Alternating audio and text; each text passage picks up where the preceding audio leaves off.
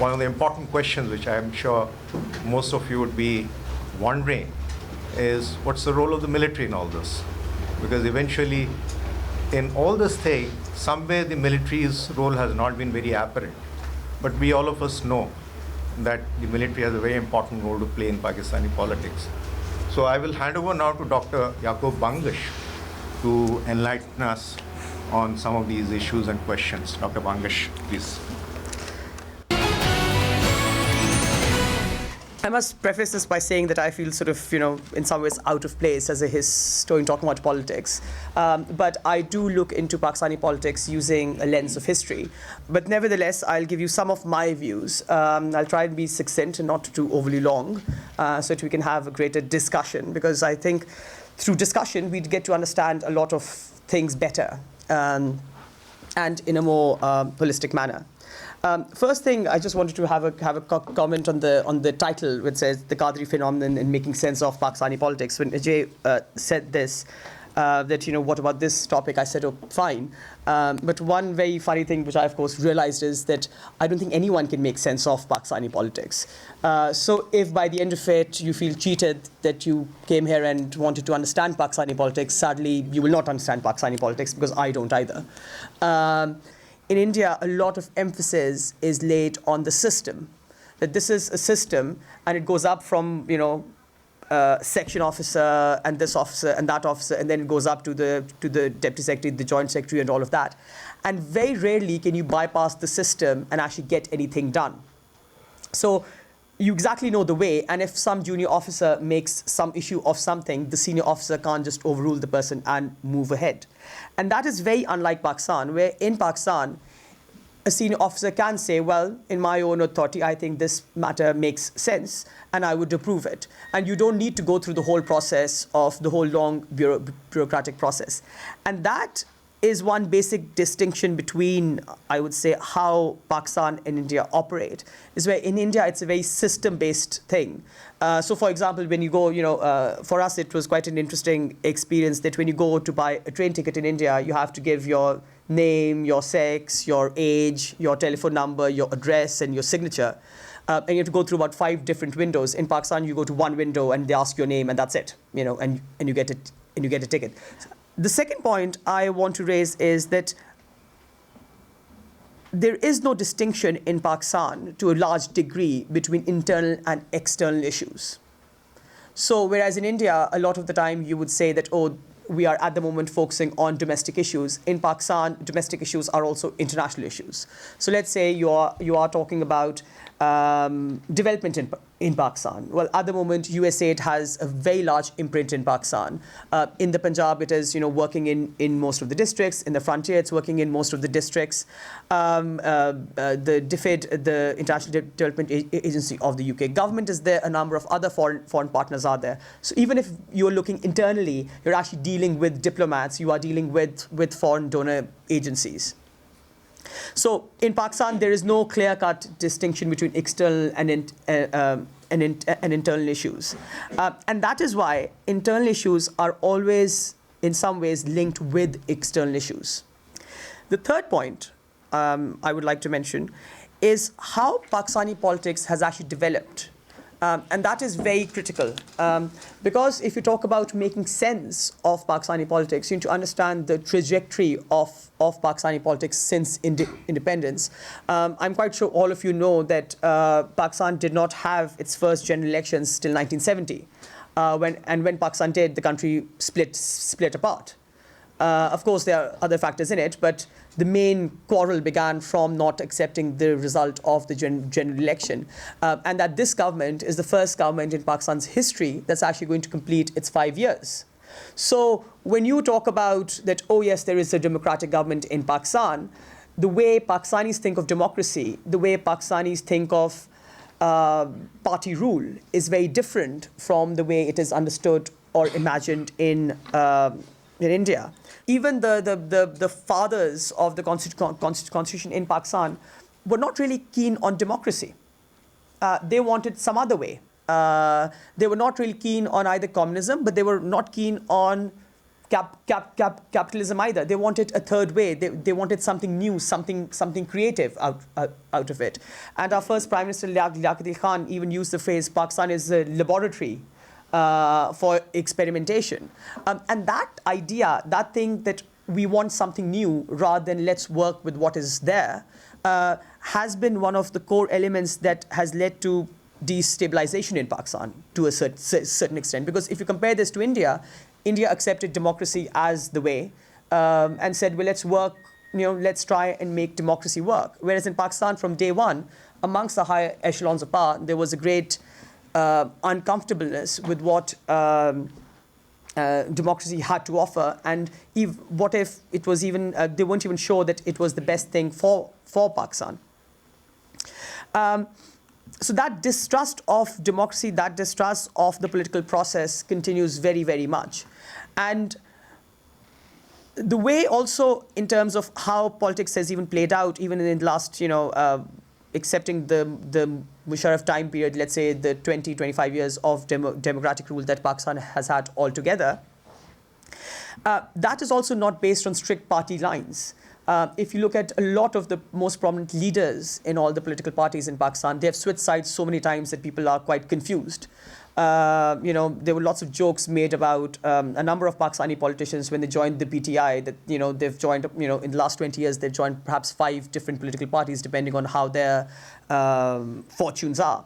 And these are very prominent people who keep getting re-elected, who keep getting important cabinet positions. So there is no sense of party affiliation to that extent. There is no sort of depth of party affiliation amongst a certain group of people, amongst a certain group of very influential people. The other thing is that we also don't have anti-incumbency factor. In India, that is a huge issue. That you vote in one government and you don't like it, and you vote in another government afterwards. In Pakistan, because democracy has not had this 5-year cycle, and I've always said that one of the great things that actually Nehru perhaps did was that he called an election after every 5 years. Because even if the Congress kept getting re-elected, you had to go back to the people to give them a chance to say, do you want us back or not? So that just having that 5-year cycle was really essential to let the people know that ultimately it is their choice. And that is not what's happened in Pakistan. So when, say, the common man in Pakistan says, oh, I do not like the People's Party government, and I've actually done this, I've actually asked lots of people, do you like the People's Party government? A lot of people would say, oh, we don't. And I say, who are you going to vote for in the next election? And they'll say, People's Party. And I said, well, but you don't like them, why are you voting for them? And they're like, well, we just thought it would be nice. So there is no way that they can judge, that you can vote people out and then other people can come in, because that is what happens in about 50, 60 years of democratic experimentation. And I would actually argue that, and a number of people that I've spoken to, I've done research on the Pakistani side who were alive in the 40s and who were part of the freedom movement, have actually corroborated this, is that one of the main differences, of course, there were all the obvious ones that we know between the Congress and the Muslim League. One of the main differences was that the Muslim League was always feudal and the Congress was very anti-feudal. And by the 1940s, it was very clear that as soon as the Congress comes to power, it's going to do away with the feudals. And because the Muslim League by that time was mainly the feudals, they would have never worked out a compromise in the long run. And as you all know, that getting rid of feudalism and getting rid of the control of a certain group of people over a large number of people is one of the main ways of actually spreading democracy. Because that did not happen in Pakistan to that extent, a number of attempts were made. We had land reforms twice, but they only went so far, and it just distributed land amongst the family, and only very little land actually went to the peasants. That base of Pakistan remains very feudal. So when you go to a village, it is the village Chaudhry who says, right, this year I'm going to fight as an independent, this year I'm going to fight on the PMLN ticket or on the PPP ticket or whatever ticket he decides, and all his peasants kind of follow him. So that again complicates the picture of how politics is actually played in Pakistan, how Pakistani politics sort of operates, and how Pakistan operates. Just a few comments on the Qadri thing. Yes, we were all shocked that Tahir al-Qadri just came out of nowhere. I think our Interior Ministry is on record as saying he wants to find out where he is getting his money from. That is a big question. Everyone in Pakistan, as everyone a lot of people in India, and the rest of the world for that matter, always would love a good conspiracy theory. So there are 1,000,001 conspiracy theories on who Qadri is behind, who is behind Qadri. But what is clear and what is really important here again is that when you see the Qadri March, what is he actually talking about? He's talking about, and this is very, very, very interesting, he is talking about enforcing Article 62 and 63 of the Pakistani Constitution. Now, obviously, the Pakistani Constitution is enforced.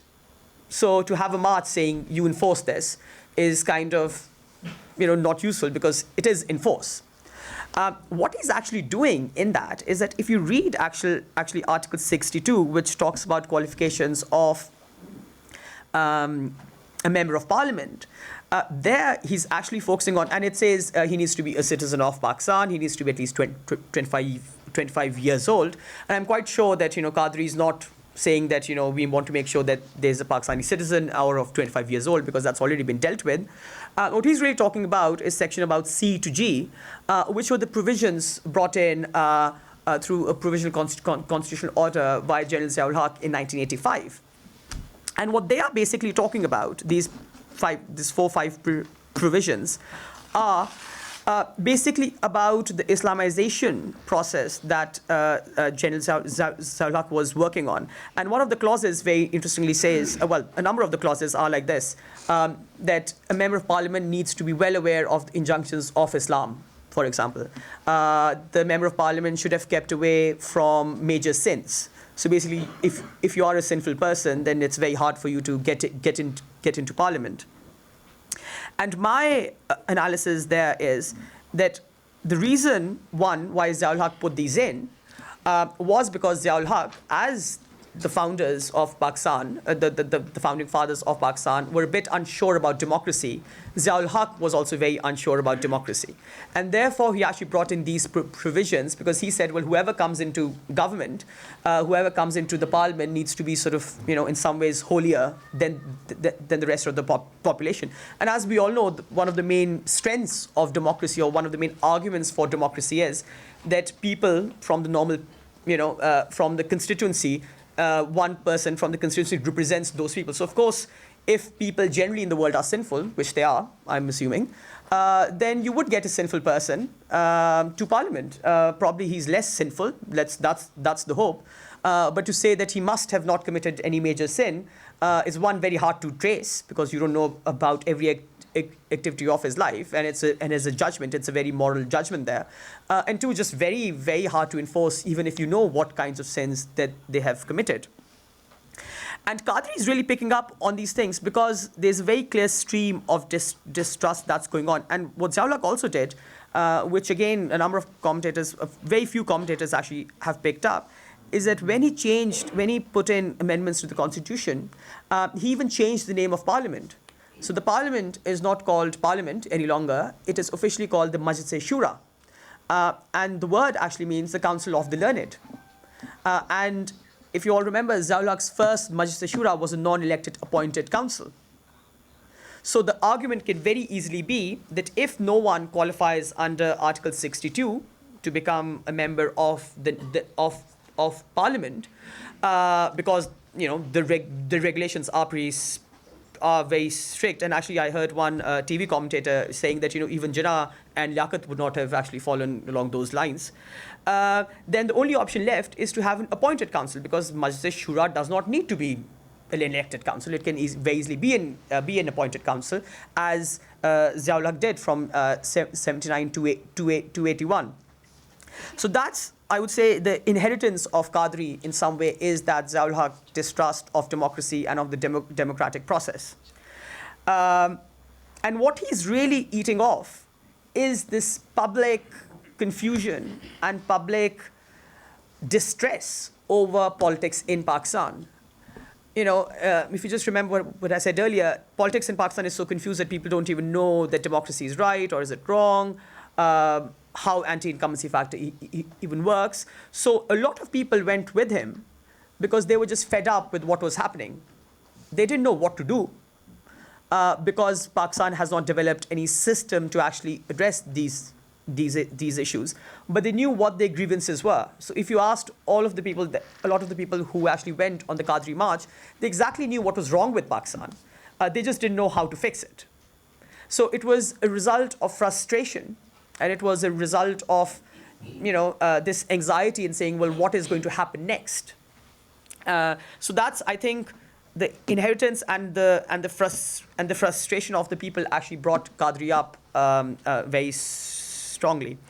Now, my estimation is, I could be wrong. I should say in Pakistan, every 10 minutes, things can change dramatically, so people can be wrong all the time. But my estimation is that Qadri has come and gone. That is the limit to what he's done. He has given vent to the grievances of the people. People in power know what the issues are now. They've always known what the issues are. They've just seen people coming on the streets and talking about those.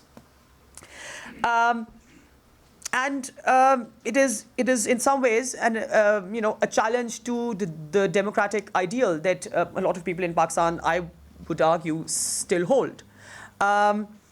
So that's sort of a small sort of kind of thing of what the Qadri thing means. Now, who's Qadri funded by? That's the million-dollar question. A lot of people say, well, Qadri himself says that it's his organization and he asks for money and they give money to him. That could be a possibility. The question is, all the access that he gets in Pakistan, who does he get it through? The government denies that they have given him all that access and all that leeway. The military has denied that. As a historian, I work a lot on evidence. I don't see, it's very hard to get evidence, but you can blame anyone. You can blame a Martian for helping in. But the fact is, someone else. We just don't know who. And if our interior minister actually can get on the press and say, actually, if someone would tell him, he'd give him, I think, $1 million or something, like, a lot of money, that is an open question. But notwithstanding who has supported Qadri or where is it coming from, I would say in the end that actually I think it's a very good thing that the Qadri thing happened. In the same way, it's a very good thing that the Imran Khan thing happened and passed. Why? Because Pakistan is Pakistan hasn't even begun to mature in governance. This is the first, again, I would reiterate, this is the first government that has fulfilled its 5-year term. So it's his first baby steps. And like a baby that throws tantrums when it's trying to learn the rules, I think that is exactly what is happening in Pakistan. With Imran Khan, everyone got terribly excited and said, wow, Imran Khan is going to solve everything in 90 days, and then realized, actually, you can't do it in 90 days. And then his support waned because people just realized that, okay, that is not possible. In the same way, Qadri came, lots of people followed him, but then realized, okay, well, we have highlighted all these issues, but it's not that easy to actually solve them. So what are you going to do? And I think the result of what has happened in the aftermath of the Qadri thing, that a political government remains, that the military has actually said they are not going to topple a political government, and that elections are just round the corner and will happen, and that the Supreme Court and all the institutions in Pakistan are supporting it, is a positive sign that Pakistan finally is moving towards its first democratic transition, first transition from one democratic government to another one, and is at a time when other factors, it's actually fought its way through, because conditions in Pakistan are such that, let's say, if this happened 20 years ago, the military would have taken over, but they haven't, because I think there is a great sense in the military. One is, I don't think the military wants to take over because there are too many issues to deal with. But the other thing is, the military is saying, well, let's see about this democratic process. Let's give it time and see how it works. And of course, I think, in some good or bad way, the presidency of Zardari, I think, has been terribly intelligent because he's been a very good politician. He has made a deal with everyone that he wants to. and has played the political game really well, while ensuring that the political government continues, does not clash with the military, and that democracy continues in Pakistan. So I think the end result of the Qadri episode is that it shows that everyone, and this is from PMLN that reacted very badly to even the government agreeing on the deal. And of course, I'm sure as you all know, the deal between Qadri and the government basically says what was going to happen in any case. There is nothing really new in it. To people like the Jamaat Islami and Maulana Fazl Rahman and all of that, who also dismissed Qadri and said, no, we will work through the democratic process. So I think the end result of Qadri is a vindication of the democratic process. The people did not say, let's reject democracy. The military did not say, let's reject democracy. And the government said, we will call elections. So the end result is that, Pakistan will have its elections. Pakistan will have a transition between one democratic government to another. And that it's beginning, I would say it's actually beginning with very unstable steps, yes, but it's beginning to move on the democratic road. And I think that's a very positive development. So, but as a postscript, since I did mention elections by the end of it, I just want to say, who is going to win in the elections? Well, that's an interesting question. I should say everyone keeps telling me the PMLN is going to sweep the Punjab. I keep meeting people who support the PPP, so maybe it's just the wrong people I meet. But I think it's going to be a hung parliament. And again, in coalition making, we are actually going to see some reasonably, not completely, but reasonably and comparatively good political maneuvering, which again, in maturing a democratic process are really essential and are really critical. Of course, all the answers are not going to be right. And of course, Pakistan is not going to get out of its myriad problems tomorrow morning. But that's the point. Pakistan has a host of problems, some of its own creation, some of the creation of others, and some thrust on him, on the country. But it'll take time for Pakistan to emerge from these issues. But the key, of course, as I would always argue, is that you keep the democratic process going. And at the moment, all institutions in Pakistan are behind it. And then with some time and effort, I think Pakistan will come out of it. So thank you. I just want to make one or two points on your presentation. One, to what extent are you confident that this government is going to last? The issues that you didn't touch on, but let me bring it on board, is the role that the judiciary is playing. Are we not going to see any more injunctions from the Supreme Court? Issues that we didn't anticipate would come up in the ways. I mean, it might be, they're following the rule of law, and yet they have implications for the political process. Second, which is a great implication of the Qadri phenomenon, Imran Khan phenomenon, which destabilizes Pakistan, I think, is the implications of all these movements for the future elections. What is the kind of fractured mandate that we know that, what none of the political parties will be able to garner a majority. A coalition government has to be worked out. Since the rise of Imran Khan, and now with Qadri, you might be right of saying, even I had that sense that Qadri's role is only till the elections, not beyond that.